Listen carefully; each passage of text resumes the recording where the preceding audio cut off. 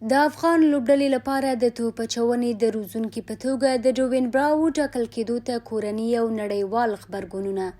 افغان کرکټ بورډ د شلوریز نړیوال جام لپاره د ویسټ انډیز پخوانی مخکښ توپ اچونکی ډوین براو د افغان ملي لوبډلې د توپ اچونې سلاکار روزونکی وګماره.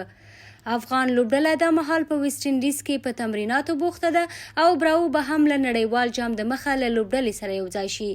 په ورته مهال د سلاکار روزونکي په توګه د براو ګمارل کېدل د افغان مینوالو او نړیوالو لخوا له پراخ هرکلي او غبرګون سره مخ شوي.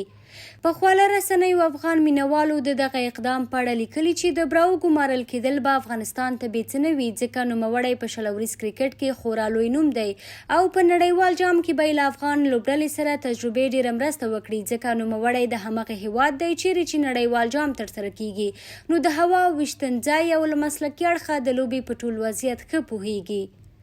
په همدې حال کې د ګاونډیو هیوادونو اوسیدونکي یو بل ته پیغورونه ورکوي چې افغان لوبډله له وړاندې تمرینات کوي او لوکل روزونکی یې وګماره. داسې اقدام یې وکړ چې باید موږ کړی وای.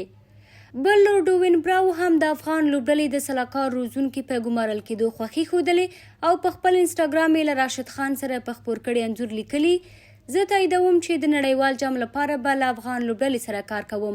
مننه چې په ما مو باور وکړ او موقع مو راکړه چې له داسې تکړه لوبغاړو سره کار وکړم.